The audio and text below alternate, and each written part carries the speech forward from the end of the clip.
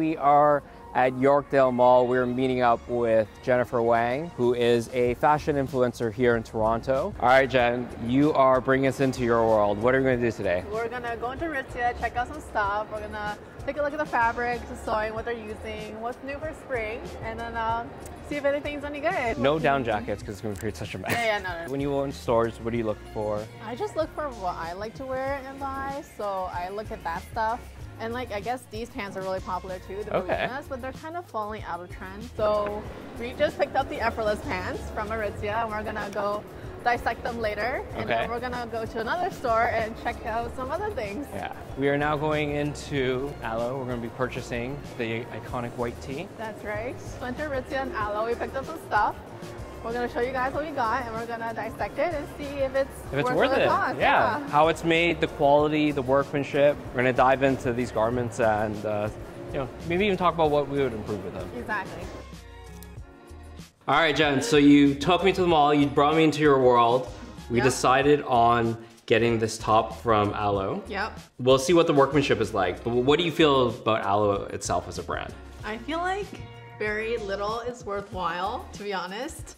Most of their loungewear is kind of cheap and really expensive, but their airlift leggings are pretty good for what they are. I would personally buy those probably. They're like $200. Are they? No, yeah, well, we checked online. Okay. Yeah, the online prices are much more expensive than in-store prices. Interesting. So the in-store prices are like $150, I want to say, but online they're like, $200. They're probably shipping from the States then, I'm guessing. Yeah. This is going to be one of their top tops then? I think so, like their basic yoga white tee. All right, and this was $68. Yeah, and on the website it's probably more expensive. Yeah, we'll see what it is on the website. Diego posted it for us here, but let's take a look what we got here. So we just picked this at random. Yep. So this is a pure kind of random assortment from their store. Any kind of things you see so far? I mean, really basic design, and the fabric is really soft, so it entices people to buy it.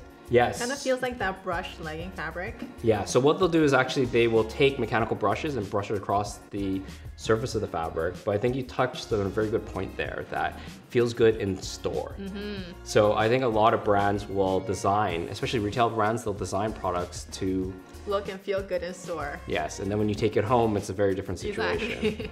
I'm sure you've come across this a lot. Oh yeah, especially with acrylic sweaters and things like that. Yes, because it feels very soft. Yeah, exactly. But so far, it's very basic. It's a crop, obviously. Yeah. This is a single jersey knit, and then a little stain over here, but tiny. Yep.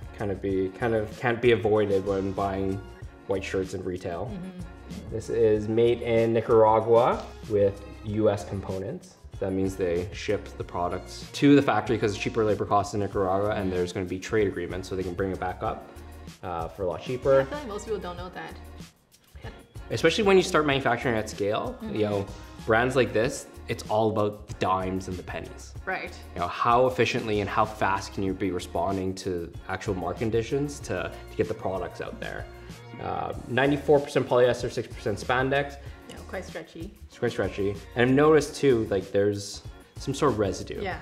So there's definitely a fabric treatment on this. It's gonna make it feel softer, but you can always feel it. It's usually gonna be a silicone wash. This is probably the easiest, or a soft water wash. Like I have makeup grip, like primer. Right? On hands, yeah. Yeah, and that comes off like, again, chemicals. It's meant to feel really soft in the store. It's gonna make it really stretchy, but that kind of softening wash is going to wash out over time.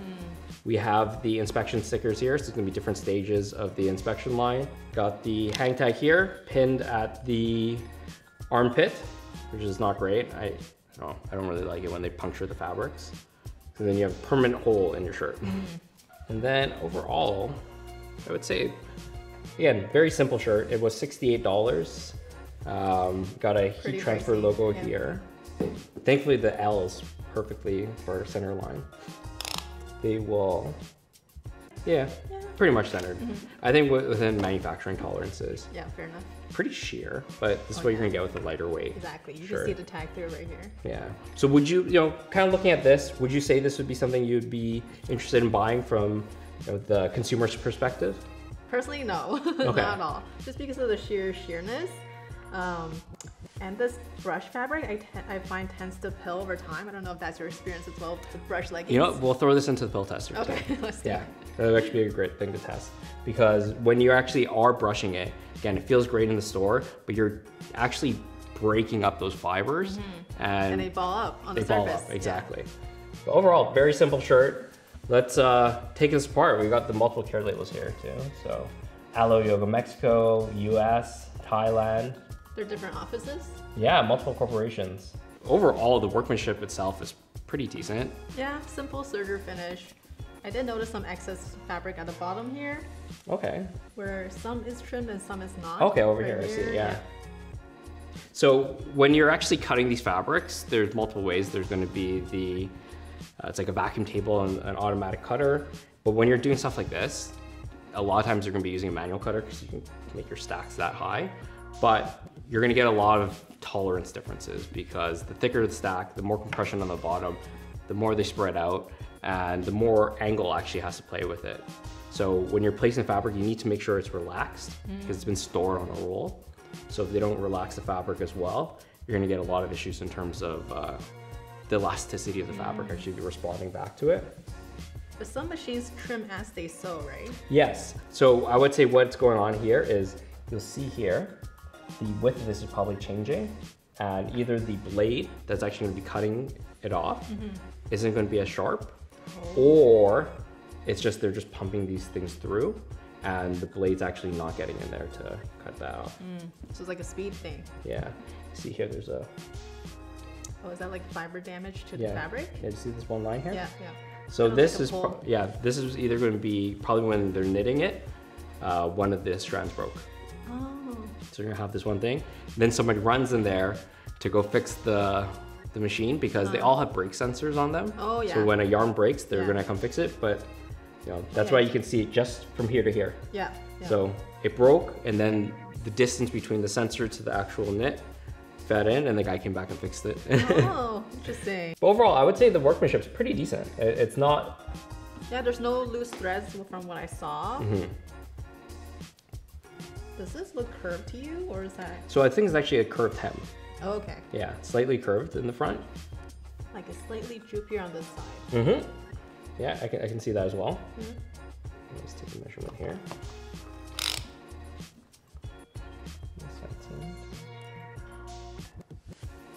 Oh, like great call.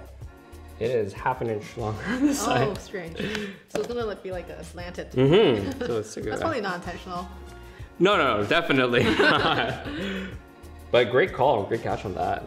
Just do my job. Yeah, definitely. Yeah. The purpose is this is just something that's simple. I think the people that are buying this, they're just throwing it on into whatever white shirt, and they just need something to run errands in. It's definitely not like a super performance. And do they advertise as that? They do advertise as a yoga. Strong in the studios, sweet on the street. So it's like a yoga to streetwear kind of t-shirt. But I don't know, $68, you really don't want to see this kind of thing. Yeah, and I think that's one thing we talked about earlier, where depending on the price of the garment, that's how tough we're going to judge something, right? Exactly. If it's something that is, if this was a $20, exactly. I don't think we're going to say anything. We're going to say this is pretty good, like go buy it. But for $68, there's certain aspects, like I can appreciate that there's no untrimmed threads. I can appreciate that it's not just a regular single jersey knit fabric. But again, a lot of the stuff is made to feel good in the store. And I think a lot with... It's made to sell. Yeah. And I think a lot with Alo itself, it's just brand. Yes, marketing. It's the cooler Lululemon. Yeah, exactly. Cool, so let's take this apart to show everyone the pattern pieces. We kind of dive into what it costs to make. Oh, there is also a reflective brand transfer here. They are probably buying these in the millions and just sending them. Putting on my everything. Yeah, so. Close neck. Oh, no. Oh, another one? Okay. Cool, and you can also tell it is brushed mostly on one side rather than the other. Yeah, because you're not feeling the inside, so of course, why bother? Exactly, and it's also going to be a lot cheaper because you're doing one less step, and that's the technical face, technical back. Okay, let's cut it up. Okay. So I usually... Why do I feel nervous?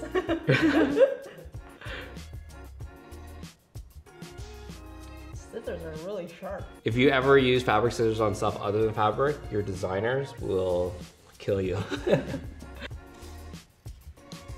ALO stands for Air, Land, Ocean. I did not know that.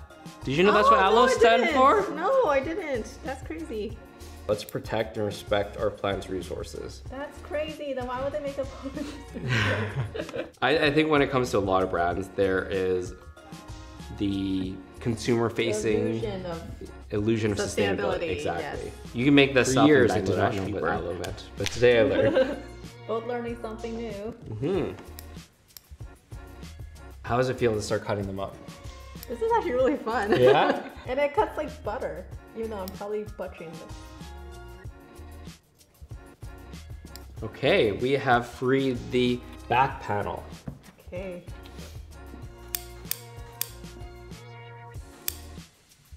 Okay, sleeve. Obviously, being a crop, these sleeves are tiny. Sleeve 2, there you go. There is the front panel. I messed up. It's a there you go. And then this. And then we have the neck ribbing. So this itself looks to be actually the self fabric. Oh yeah. So a lot of times you can actually have a ribbing from a different fabric, but in this case, to maintain the aesthetic, they actually use the self fabric itself. So it's not a different material. No, so this is basically, they're just sending the material itself, and then what they do is they load it up in this machine, and the machine cuts out rolls of this. Oh, okay. This here, yeah, just the self fabric. So not a lot of components. So even though they say components from the US, you know, in terms of components, there is fabric. This is not brushed, right. That's interesting. Yeah, this would be the inside. So this would be the technical back of the fabric, and the outside over here would be brushed to give it that feeling.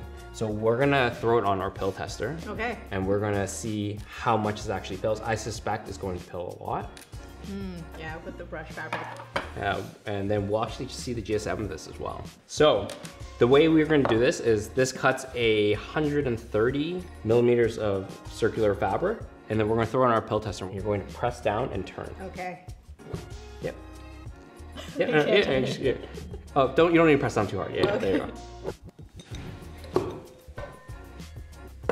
Okay, so now we have this. It is a lint machine. Oh yeah. So what we're gonna do is actually place this face down. Okay. And that'll be the technical face of the fabric. Just place this over it. So what we're gonna do next is put it in our pilling tester.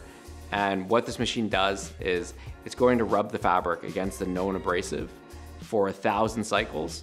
And because it's a known abrasive, we're going to be able to get a test result to see how resistant this fabric is against pilling.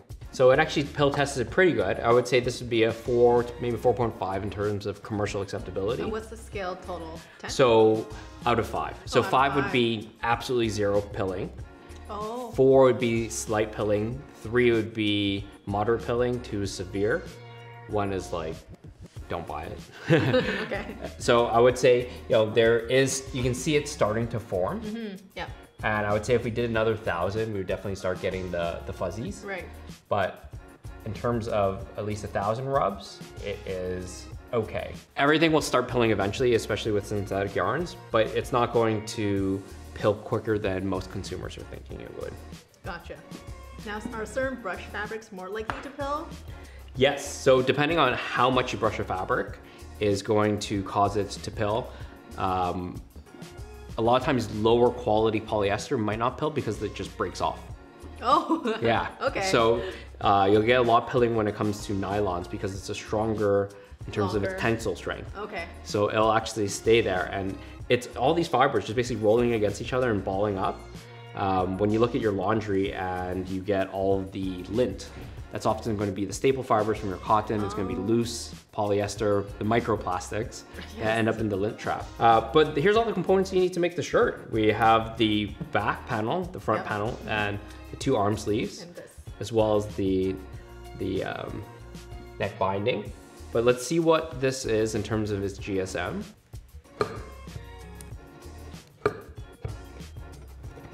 Alrighty. So 178 GSM, basically 180. When it comes to manufacturing, there's going to be tolerances in terms of you know, being on the lighter or heavier side. Typically, depending on the brand, you want to keep that under 5%. Okay. That's a good weight for a, I would say, compressive top. To recap for everyone, we have 180 GSM polyester elastane fabric, made in Nicaragua. Okay. Brushed on one side. Yep. Overall, the workmanship is decent. Little defects here and there, but I wouldn't say it is blaring.